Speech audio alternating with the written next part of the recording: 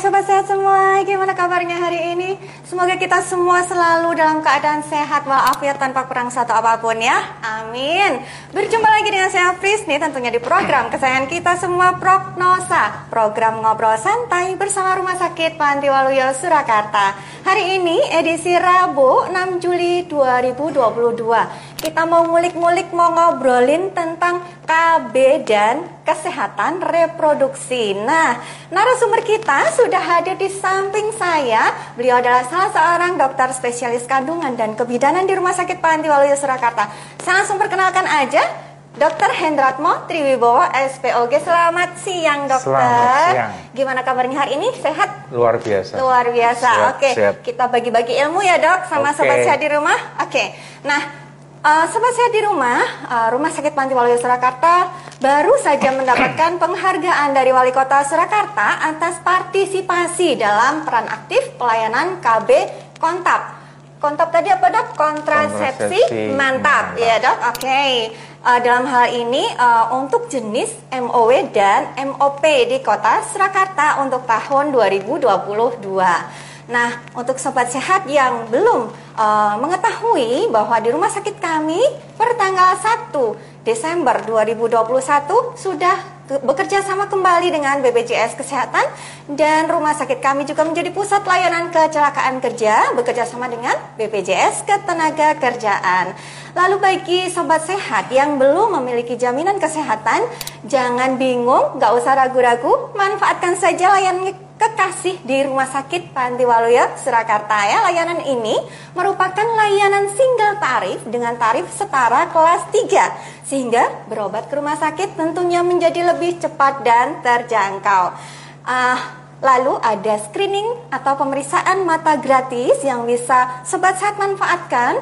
Ini setiap hari Senin sampai Jumat jam 10 sampai 12 siang, kemudian khusus hari Sabtu jam 10 sampai jam 11. Di rumah sakit kami juga ada pemeriksaan wasir gratis setiap hari Senin sampai Rabu jam 8 sampai jam 10. Kemudian juga ada pemeriksaan rehabilitasi medik gratis setiap hari Senin sampai Sabtu pukul 7 sampai 14 siang.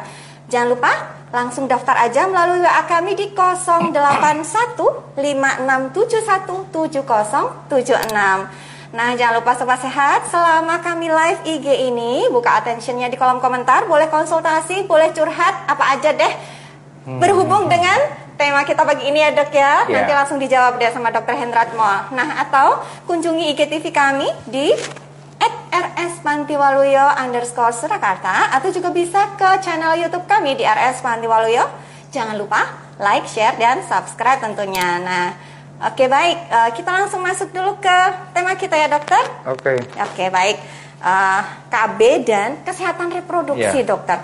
Ini kalau menurut saya nih ya, dok, yang saya tahu karena saya orang awam nih ya, dok, kalau KB itu kan untuk menjaga supaya seseorang tidak hamil gitu ya, dok. Nah, hubungannya dengan kesehatan reproduksi ini apa, dok? Ya, jadi namanya KB ya, keluarga berencana. Itu merencanakan tidak hanya untuk membuat tidak hamil ya, tapi merencanakan kapan mau hamil. Kapan mau hamil. Jadi meskipun sudah menikah, itu belum tentu kan, ada yang pengen masih ditunda dulu, ditunda dulu mungkin karena pekerjaan, karena situasi apa gitu. Nah, itu supaya tidak was-was, maksudnya hubungan suami istrinya juga tidak takut hamil gitu. Tadi gunakanlah KB, keluarga direncanakan gitu, supaya kehamilan yang tidak diinginkan itu tidak terjadi ya, betul. Nah, kalau dengan kesehatan reproduksi ya itu tadi, jadi ada secara psikis supaya tidak was-was kalau mau hamil, nanti ternyata kok hamil betulan terus tidak diinginkan, sehingga bisa ujung-ujungnya pengen, maaf ini mungkin juga pengen digugurkan karena tidak siap. Nah, itu akan pasti mengganggu sistem reproduksinya gitu. Entah dikasih obat untuk pengguguran atau sampai yang dilakukan kiret itu akan efek samping pasti bisa ke kesehatan reproduksinya juga gitu. Jadi harus supaya tetap terjaga baik, makanya juga harus kalau belum menginginkan ya KB tadi gitu. Ya. Supaya ini bisa diprogram gitu ya dok, kapan siapnya gitu ya dok. Jadi kita secara umum ya orang awam mengalami KB itu pokoknya supaya tidak hamil. Betul ya, tahunya kan gitu. Tujuannya itu berbeda-beda tiap pengen KB itu merencanakan, kemudian mengatur ya, mungkin ini supaya jarak gitu ya, jarak kehamilan supaya usia anaknya itu bisa tidak terlalu dekat-dekat gitu. Kemudian program ini biar apa itu kebutuhannya untuk anak bayi kan banyak ya, susu. Betul. Kemudian nanti yang ngomong siapa perkembangannya juga, yang ngomong juga perkembangan dia juga cepet, bentar-bentar harus ganti baju, ganti seperti itu untuk bisa merencanakan untuk supaya orang tuanya siap segala sesuatunya siap menerima buah hati tercinta gitu ya dok. Kalau terlalu dekat nanti kakaknya itu kadang-kadang cemburu kan, terus perhatiannya beralih ke adiknya. Cemburu sehingga sering malah nggak sayang, malah nggak sayang sama adiknya. Jadi selama belum hamil lagi itu dengan KB itu bisa mempersiapkan kakaknya itu supaya nanti kalau hamil betul dia bisa menerima itu. Betul ya. Baik. Nah dokter, mungkin bisa dijelaskan dok sebenarnya jenis-jenis alat kontrasepsi itu apa saja? Kayaknya itu kan banyak banget ya dok ya. Banyak. Mungkin bisa dijelaskan ke sobat sehat semua ya. dok. Kalau zaman dulu ya itu ada metode sederhana atau alami lah. Alami itu ya. Alami itu misalkan sistem kalender.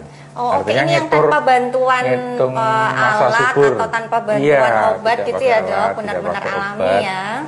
Jadi ngitung masa suburnya. Tapi dengan catatan kalau haidnya itu teratur.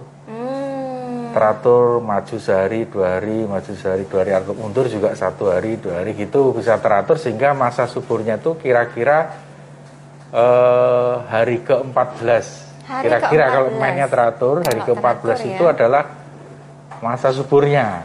Dihitung dari hari pertama haid. Kemudian ya kira-kira dikasih range gitu, maju 3 hari, mundur 3 hari. Jadi selama seminggu misalkan hari ke-11 sampai hari ke-18 gitu, itu masa subur sehingga menghindari hubungan gitu saat itu gitu ya. Kalau terpaksa hubungan ya pakai alat lain misalkan kondom. Itu metode ya namanya metode senggama terputus atau dibatasi. Jadi sperma tidak masuk ke rahim dan mencapai ke tuba. Jadi pembuahan di situ jika itu gitu. Jadi tadi metodenya sederhana tadi. Kemudian sederhana lagi itu mencari atau mengetahui kekentalan lendir serviks. Jadi kalau masih masa subur itu lendir serviksnya lebih bening dan liat, namanya liat tuh membenang gitu, jadi itu masa subur. Jadi tidak putus gitu ya, tidak. Kalau di yang saya mungkin ya ibu-ibu sudah pernah itu pada saat masa subur itu kadang-kadang mereka tahu, mereka hafal. Nah itu dihindari itu juga. Itu kemudian yang kondom tadi termasuk coitus interruptus namanya. Jadi sperma tidak dikeluarkan di dalam juga bisa. Jadi pada saat orgasmus gitu, ejakulasi di luar. Kalau tetap di dalam pakai kondom gitu ya. Kemudian ada juga spermisid. Jadi setelah ejakulasi terus dikasih obat juga bisa.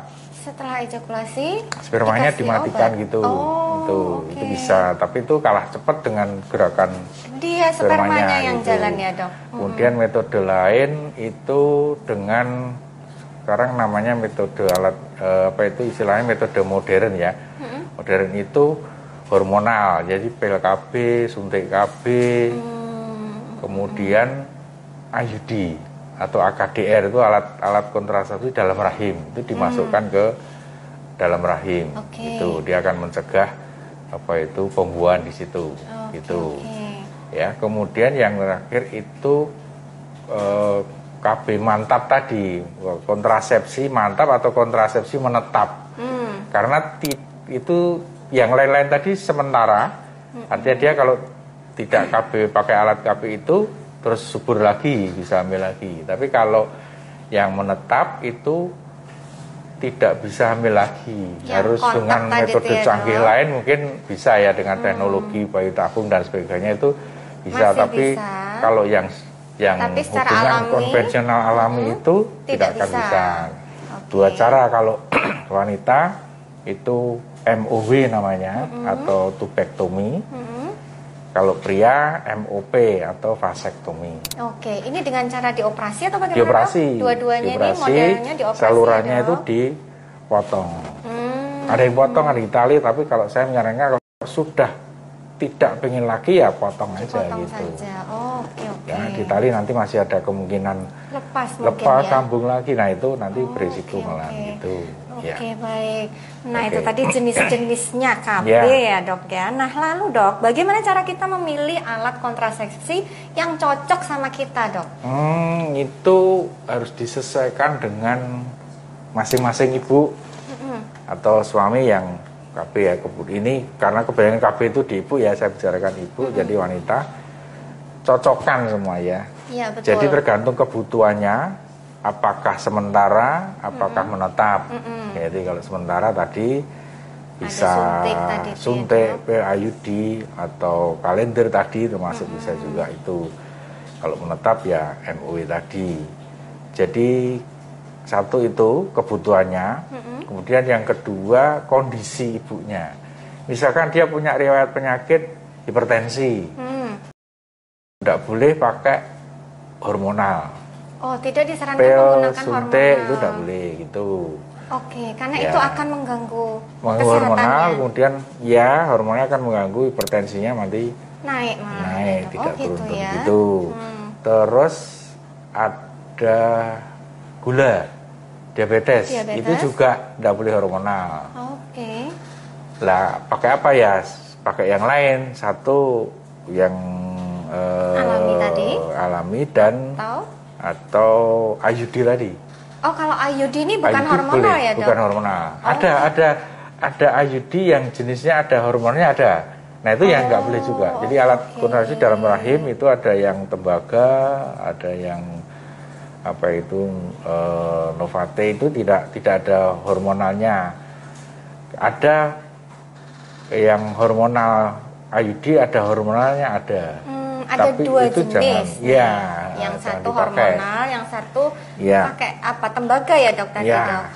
Oke, tapi ini yang pakai tembaga ini juga bisa menghambat kehamilan ya, Dok?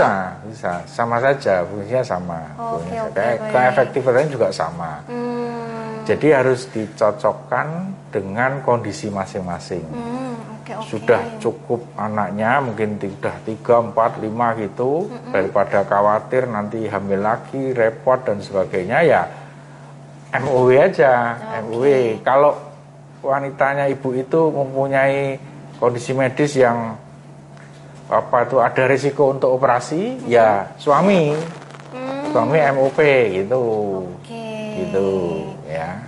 Oke, terus kadang-kadang jadi cocokan itu karena harus dicoba dulu kita dicoba kalau misalkan tidak ada kondisi medis yang kontraindikasi gitu, ya cocokkan IUD misalkan gitu. Ternyata nggak cocok itu mungkin perdarahan di luar haid, perdarahan lagi, diobati tidak mempan, berdarah terus, ya sudah berarti KB-nya nggak cocok, dilepas, ganti hormonal. Ternyata hormonal tidak haid, ibu tidak suka itu, pengennya ya seorang wanita kan tiap bulan harus haid Normalnya gitu. gitu ya, Dok? Ya, kalau suntik yang 3 bulan itu kan kebanyakan tidak haid gitu. Terus juga karena hormonal badannya jadi gemuk. Itu udah Itu, cocok Dok, juga, masalah udah itu, Dok. suka lah itu. Sehingga sudah ya ganti Ganti alat lagi, lain oke. gitu. Ada takut misalkan, waduh kalau mau dimasukkan takut dok, ya sudah suntik atau pil gitu. Jadi memang harus Dicoba ya, Dok? dicoba dan disesuaikan dengan kondisi ibu masing-masing gitu. Oke, yang pasti harus konsultasi itu Oh, kan lebih baik konsultasi ya, Dok dulu. ya, Betul, supaya ya. tidak salah menggunakan Yeah. KB ya, Dok ya. Ya. Oke, baik, Dok. Ada pertanyaan dari sobat sehat di rumah dari kedainya Mbok D. Minum pil KB katanya bikin jerawatan, Dok. Itu benar nggak, Dok? Ya, kalau nggak cocok, nggak sesuai, betul bisa bikin jerawatan. Jerawatan. Makanya terus karena hormonal tadi, karena jerawat tergantung oke. bisa tergantung atau diinduksi dengan obat-obat hormonal. Gitu. Hamil itu kadang-kadang juga terus jerawatan kayak gitu karena hormonal gitu. Jadi solusinya ya itu ganti, biasanya karena estrogen. Jadi terus pakai obat yang isinya progesteron gitu. Ada, jadi mau nggak mau suntik dok, ya ngepil, tapi ngepilnya khusus untuk untuk yang anti jerawat gitu. Oh, ada ya? Ada. Oke, baik. Ada pil Pel yang KB untuk ini ya, anti jerawat ya? anti jerawat ada, yang khusus menyusui juga ada. Oh. Jadi kalau menyusui pil KB yang campuran estrogen progesteron tidak boleh karena akan menghambat ASI-nya. Jadi yang progesteron tok yang khusus ibu menyusui namanya biasanya KB laktasi namanya. KB laktasi. Ini di apotek itu tersedia bebas atau Dia bagaimana bebas ya, itu. Dok? Kalau pil dan kondom itu dijual bebas. Dijual bebas ya, Iya. Dok? Dengan Karena berbagai pasien jenis sudah tadi, ada yang sudah progesteron, hafal ya, sudah apa itu? bisa. Iya. Nanti biasanya apotek akan menjelaskan juga. Oh, oke. Biasanya apotekernya di situ akan menjelaskan ini untuk ini gitu.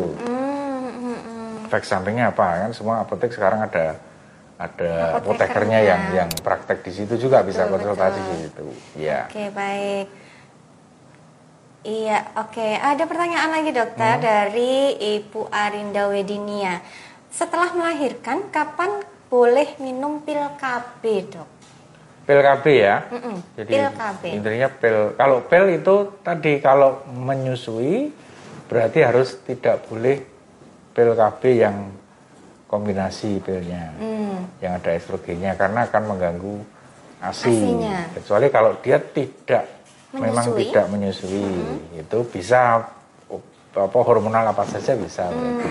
Tapi ini jenis Kalau pil KB itu mulainya tadi? ya paling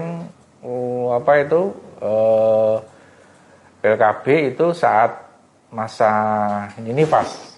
Jadi Selesai 35 masa hari nifas. atau 1,5 bulan. Sudah mulai boleh Iya, minum jangan pil KB. menunggu haid dulu karena belum tentu setelah melahirkan itu 1,5, 2 bulan, 3 bulan haid, Langsung haid, belum tentu. betul, iya. Mungkin Biasanya ada lama, Dok, gitu. apalagi yang menyusui itu kadang-kadang tidak haid lama, 6 Betul, bulan, betul, 9 bulan. Nah, tergantung itu. Tahu-tahu nanti udah langsung ada adiknya. Wah. Jadi pada Gitu. masa belum haid pun, seorang ibu sudah bisa hamil subur. lagi ya, Dok? Iya, bisa subur. Oke, baik. Jadi Gitu. sebaiknya setelah masa nifas Nifas selesai, selesai langsung. minum pil Iya, KB pil saja. KB. Tidak usah khawatir akan mengganggu produk ASI Iya. karena ada pil KB yang khusus untuk ibu menyusui gitu ya, Tuh, Dok? ya. Oke, baik. Kalau KB lain bisa langsung lebih cepat lagi, misalkan IUD itu bisa langsung dipasang saat habis melahirkan. Oh, langsungan saja bisa? Oke, pas baik. sesar juga bisa dipasang, melahirkan normal juga bisa langsung dipasang gitu. Ini yang IUD yang Ya, dimasukkan nggak usah ke dalam nunggu rahim selapan, nggak usah nunggu 1,5 bulan. Oke, baik. Gitu. Nah, kalau yang model suntik gitu itu, Dok, itu juga harus ada jeda waktunya nggak dari sejak melahirkan? Tadi Mau suntik kalau KB tidak tadi. menyusui bisa langsung. Suntik Pakai juga suntik bisa progesteron langsung ya? depo progresif itu bisa langsung. Oke. Juga suntik juga. Oke, Nggak perlu baik. nunggu selapan juga nggak apa-apa. Dok, suntik itu kan ada yang 3 bulan, ada yang berapa bulan. Satu bulan gitu ya ada, dok. Ya. Itu bedanya apa dok sebenarnya? Ya kandungannya. Dari obatnya itu. Isinya itu hanya lamanya itu hanya 1 bulan. Gitu. Kalau yang 3 bulan lama, habisnya dia sampai 3 bulan gitu. Makanya ibu harus sesuai jadwalnya gitu. Oke. Secara jadwal suntik itu biasanya itu praktisi kesehatan entah dokter, entah bu bidan, entah siapapun itu biasanya sudah dikasih kembalinya tanggal sekian gitu. Di kartu KB-nya itu pasti dikasih. Jadi harus tertib ya dok. Iya, karena percuma aja kalau nggak tertib ya. Iya, kalau mundur nanti tahu-tahu obatnya cepat habis ya bisa subur. Iya benar. Bisa subur. Oke baik. Dokter ada pertanyaan lagi dari Mrs. Pamungkas ya. Dokter benar nggak sih katanya kalau habis lahiran terus menyusui kan katanya air asinya itu nggak enak kalau kemudian si ibu ini pakai KB dok? Oh kalau langsung menyusui itu namanya kolostrum ya. Itu paling bagus dan itu biasanya KB apa yang langsung KB biasanya KB IUD atau steril ya. Tadi MOW tadi bisa langsung. Sepertinya enggak begitu. Jadi enggak ada sampai hari ini pengaruhnya ke ASI itu rasanya enak enggak tergantung itu. Oke, baik. Emang sudah ngerasain ya ibu ya? Enggak enak. Kalau kita orang dewasa minum ASI enggak enak, enggak manis itu rasanya. Betul itu dok. Kalau yang ngicipi kita yang enggak enak kali ya dok. Iya, kalau bayi cocok, gitu ya. Oke baik. Ada pertanyaan lagi dokter dari kalau suaminya enak enggak enak mau. Bercanda ya. Oke baik. Dokter ada pertanyaan dari Delesius Soy Milk. Dok, kalau menyusui itu apakah benar sebagai KB alami? Adakah kemungkinan hamil lagi walaupun masih aktif menyusui? Ya, bisa, tapi ini tidak disarankan ya, karena banyak gagalnya. Oke. Ya, KB menyusui, waktu menyusui itu bisa menjadi KB, ya termasuk KB alami tadi, tapi tidak disarankan karena banyak gagalnya gitu. Oke. Bukan jaminan gitu ya? Iya, bukan jaminan. Jangan hanya dengan menyusui saja. Gitu harus pakai yang lain, misal ditambah dengan kalender misalkan begitu. Iya, betul. Dikombinasi dengan alat lain ya. Oke, baik.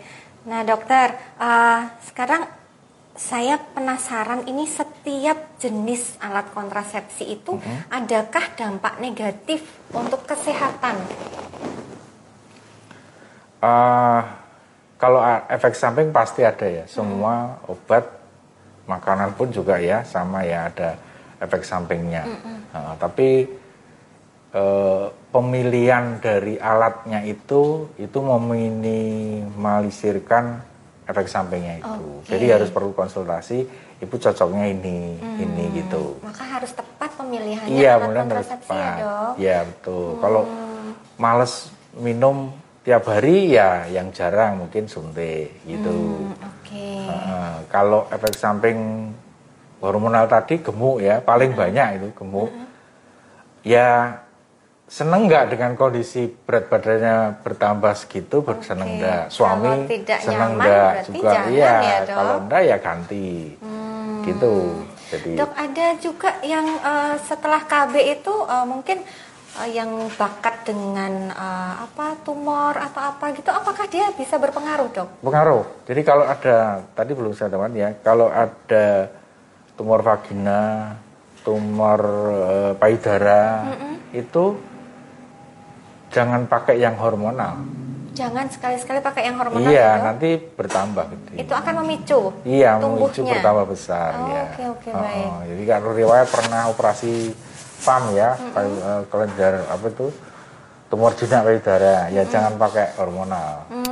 IUD atau kalau sudah cukup ya steril gitu. Steril aja ya, Dok. Kalau IUD pun juga cuma satu yang tembaga tadi ya, Dok? Yang bisa digunakan tanpa hormonal. Yang tembaga, yang tidak ada hormonalnya. Betul.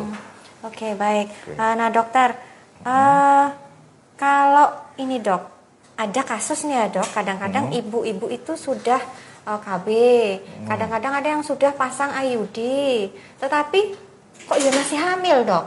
Iya, jadi tidak 100% ya yang alat yang tidak kontak tadi, kontrasepsi mantan tadi tidak 100% memang. Oke. Tidak ada yang 100%, jadi tetap ada yang gagal. Betul. Saya beberapa kali kan juga gagal KB IUD ya pernah, suntik ya pernah. Terus Oke, baik. Meskipun sudah rajin. Nunggu men tadi ada juga. Belum men dok, belum sempat KB malah isi dulu gitu ya. Iya itu dia dok.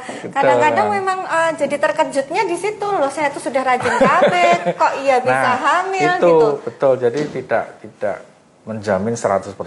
Ya, 99, berapa persen gitu tetap ada yang terjadi gagal. Seperti itu ya dok. Iya, yang gagal tetap ada. Itu kira-kira pengaruh apa dok? Apakah memang alatnya kontrasepsi yang selama tidak ini bisa? Ya ada beberapa yang saya tanya kok gagal itu apa ya, ada yang telat memang gitu. Tapi ada yang teratur rajin ya tetap apa itu hamil juga. Ya itu memang ya tadi mungkin tidak 100% tadi, tetap ada yang itu namanya sudah takdir ya dok. Iya. Nah, kalau yang sudah mantap tadi langsung MOW atau MOP saja itu jelas-jelas ya harus dok. Betul-betul memang tidak pengen lagi gitu. Karena tidak akan bisa hamil lagi. Bisa lagi, harus disambung. Nah itu prosedurnya lebih sulit. Bisa dengan bayi tabung bisa gitu. Nah biayanya lebih mahal. Lebih susah lagi ya dok. Iya. Nah baik dok. Ada pertanyaan lagi oleh kedainya Mbok D. Dok, berhubungan intim saat konsumsi pil KB, apakah masih bisa hamil? Mungkin maksudnya sudah minum pil KB. Iya, maksudnya fungsinya KB itu supaya bisa hubungan intim kapan saja gitu, maksudnya gitu. Jadi iya, biar tidak was-was hubungan intimnya itu kapan minum saja, pagi, siang, sore, supaya tidak khawatir kalau hamil. Jadi tidak mengurangi kualitas hubungan suami istri karena mantap. Tidak. Nah kalau misalnya gini dok, nih ya mungkin nih dok, nanti malam nih rencananya nih dok. Nah terus siangnya baru minum. Tapi kemarin nggak pernah minum nih dok. Nggak boleh. Kalau pil ya, KB yang 1 bulan sekali itu harus sesuai aturannya. Harus jadi kira-kira awal haid gitu langsung minum. Jadi tidak bisa bersuami mungkin di luar kota gitu ya, di luar kota mau datang. Nah betul. Gitu, ya KB-nya pas bulan sebelumnya, pas haid sebelumnya, itu sudah mulai KB kalau pil atau suntik. Jadi memang nggak bisa didadak gitu ya dok? Iya, ada pil KB darurat namanya. Ada ya? Ada, jadi dia minum misalkan biasanya kasus yang emergensi itu kasus pemerkosaan. Nah itu bisa dalam 12 jam harus minum obat itu setelah 2 kali. Setelah minum obat itu. Obat itu, Gitu, itu hanya bisa. Cukup 1 kali saja. 2 kali. Itu? 2 kali. Jarak 12 jam. Ada itu namanya pil darurat itu namanya. Itu juga tapi dijual itu bebas juga dok? Dosisnya tinggi sehingga efek sampingnya mual itu. Jadi kalau dipakai ya itu tadi darurat, jadi tidak bisa dipakai secara rutin gitu, enggak, karena efek sampingnya tinggi, mual banget gitu. Gitu. Jadi memang hanya untuk kasus-kasus tertentu saja ya dok. Betul. Tidak disarankan untuk dikonsumsi setiap kali reguler gitu ya itu dok. Jangan ya. Baik. Nah, sobat sehat yang mau bertanya lagi, berkonsultasi tentang perkabean, yuk langsung kirim atensinya di kolom chat ya. Jangan malu-malu, jangan ragu-ragu nih ya. Mumpung ada Dokter Hendratmo yang bisa langsung jawab loh ini. Nah, baik dokter. Nah, ada lagi nih dok, kasus nih dok, seorang kawan dia ber-KB suntik, kemudian terjadi abses dok. Jadi mungkin di bekas suntikannya yang berkali-kali disuntik kemudian terjadi abses sehingga harus dioperasi. Nah, apakah kejadian-kejadian seperti ini mengganggu kesehatan reproduksinya, Dok? Karena setelah dioperasi itu sampai sekarang pun tak kunjung hamil jadinya, Dok. Oh. Ada hubungannya nggak ini, Dok? Nggak ada sih, sebenarnya nggak ada. Kalau efek KB-nya itu selesai, jadi misalnya suntik yang 3 bulan ya. Setelah 3 bulan itu atau ya lebih sedikit lah mungkin itu sudah haid lagi, mestinya sudah subur lagi.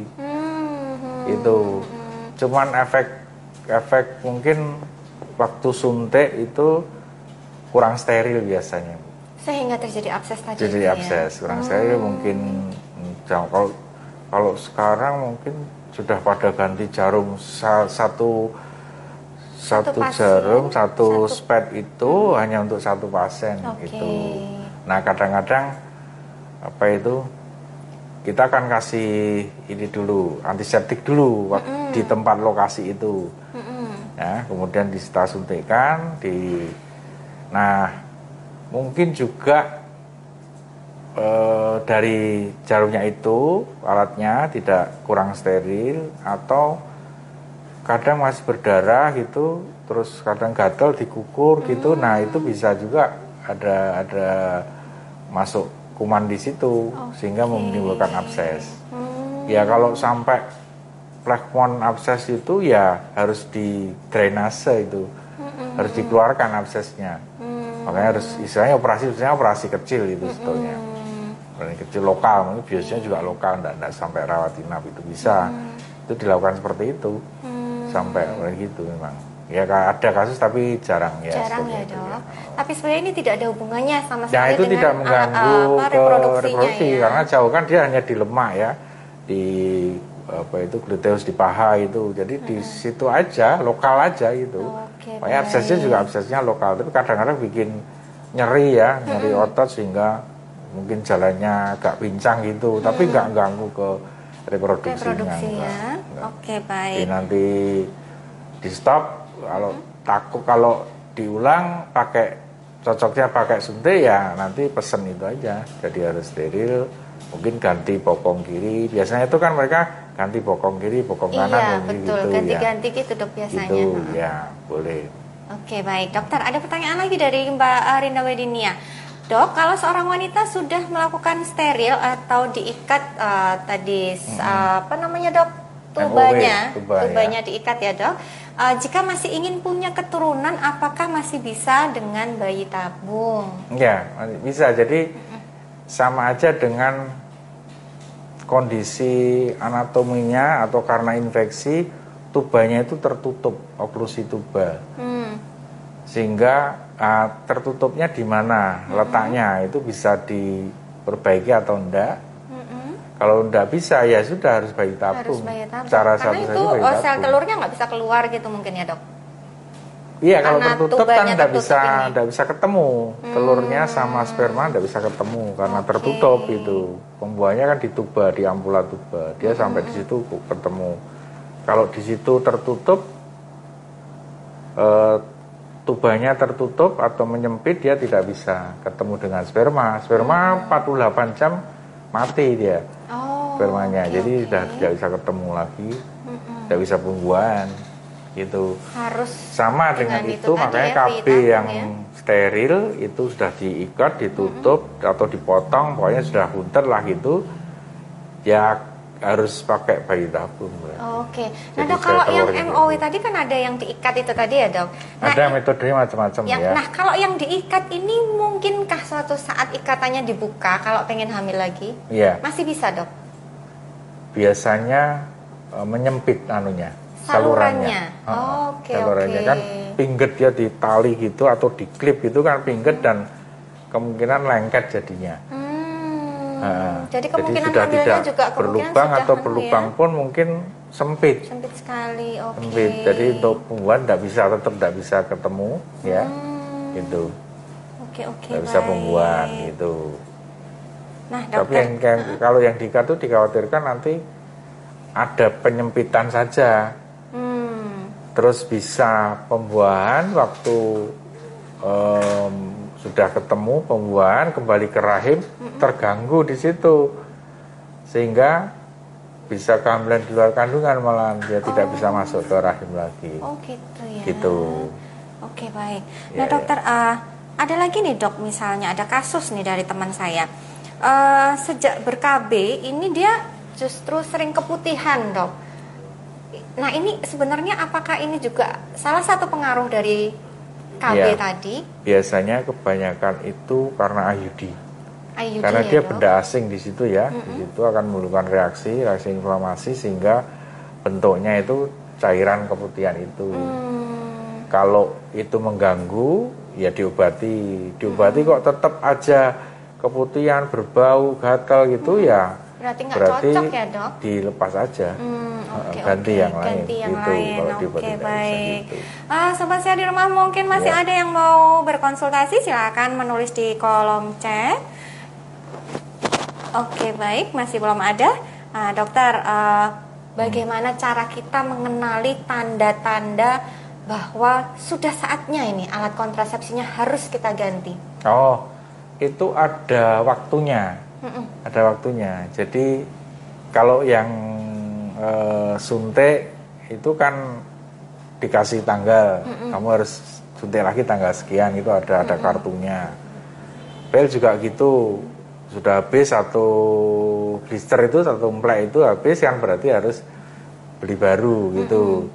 Kalau IUD juga IUD ada 5 tahun, ada 10 tahun gitu. Jadi waktunya itu nanti dikasih tanggal, kembali lagi, atau tiap tahun biasanya tak suruh kontrol untuk ngecek posisi, keluhan efek samping ada apa enggak gitu. Kalau sudah waktunya 5 tahun udah ganti. Ya, ada tanggalnya itu. Kalau misalnya habis IUD terus 5 tahun kemudian IUD lagi, boleh nggak dok? Bisa, namanya bongkar pasang tadi. Bongkar pasang. Jadi dilepas terus masukin alat yang baru. Gitu bisa. Sekalian, jadi sekalian waktu dan sekalian alatnya bisa langsung. Betul. Gitu. Oke, baik. Nah, dokter, kalau misalnya nih, Dok, bagaimana caranya kita mengenali tanda-tanda bahwa si alat kontrasepsi itu tidak pas untuk kita, artinya tidak cocok untuk kita pakai gitu, Dok? Biasanya ada gejala-gejala apa dok yang terlihat? Tergantung alatnya. Jadi kalau IUD tadi mungkin keputihan. Atau di luar haid ngeflek. Ya, di luar haid, kalau haidnya memang flek di luar jadwal haid gitu ya, di luar haid, flek merah. Terus benangnya itu kadang-kadang iritasi ke serviknya, pintu rahimnya itu, sehingga rapuh, jadi gampang luka, gampang ngeflek. Jadi kalau hubungan ngeflek juga ya seperti itu, harus dikontrol, itu harus dilihat apakah itu mengganggu atau normal aja atau malah justru tanda-tanda kanker serviks itu kan ada flek-flek di luar rahim, di luar haid gitu. Kalau yang hormonal ya tadi kalau kegemukan atau haid yang pusing mungkin dok, pusing ada bisa, ada ya, pusing, mual gitu, itu tanda-tanda kalau tidak cocok jenis gitu, itu ya. Kemudian ada yang malah perdarahan lama bisa juga karena apa itu hormonal. Tapi jarang biasanya karena IUD yang perdarahan terus. Kalau yang hormonal tuh biasanya malah kebayangkan tidak haid atau haidnya sedikit tok, ngeflek tok. Kalau ibu cocok pengennya ya haidnya malah sedikit, sehari 2 hari gitu. Hormonal itu ya. Asal tidak ada tadi penyakit penyerta ya. Iya, kondisi medisnya dia. Oke, dokter, ada pertanyaan lagi dari Esther 38. Dok, kalau sudah disteril atau diikat, apakah masih bisa dibuka lagi ikatannya? Apakah disteril itu permanen? Tadi sudah dijelaskan sedikit ya, Dok. Steril itu permanen. Kontrasepsi mantap tadi. Jadi kalau diikat itu ditakutkan masih bisa lepas lagi. Dilepas ya, itu kan benangnya itu kan ada 2 macam ya. Ada yang kromik, itu benangnya nanti akan menjadi daging. Jadi salurannya akan ketekuk, diikat, dia akan nempel terus gitu, melekat gitu. Nah ini nanti kalau perbaiki itu ya secara teori bisa, tapi sulit untuk keberhasilannya. Oke, karena dia memang Gitu. sudah Iya, posisinya istilahnya sudah terikat ya Dok? ada bagian tertentu itu sudah rusak istilahnya gitu ya.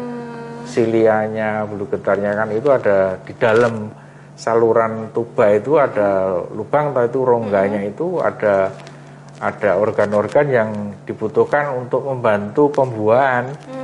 Ya, telurnya, spermanya itu dikondisikan oleh yang di dalam rongga tuba itu. Jadi kalau itu rusak akan mengganggu Oke, tetap kesuburannya. Ya kemungkinannya akan sangat kecil ya Dok. kalau sudah menetap ya tidak, tapi yang namanya manusia kadang-kadang Dok. pengen lagi, ya bayi tabung gitu. Oke, Ya, tapi kan baik. sel telurnya diambil, sperma dibuahkan di luar ya, ditabung istilahnya ya. Terus dimasuk, kalau sudah terjadi pembuahan masukkan lagi ke rahim. rahim. Oke. Gitu. Satu-satunya cara yang mungkin berhasil dengan cara Iya, bayi tabung ya Dok. bayi tabung. Oke baik, Dok. Ada pertanyaan dari Yuyun Karisma. Apakah boleh KB sebelum menikah Dok? Nah, belum menikah tapi sudah KB. Apakah ini diizinkan Dok? Ya, secara etis, moral, agama ya nggak boleh. Oke.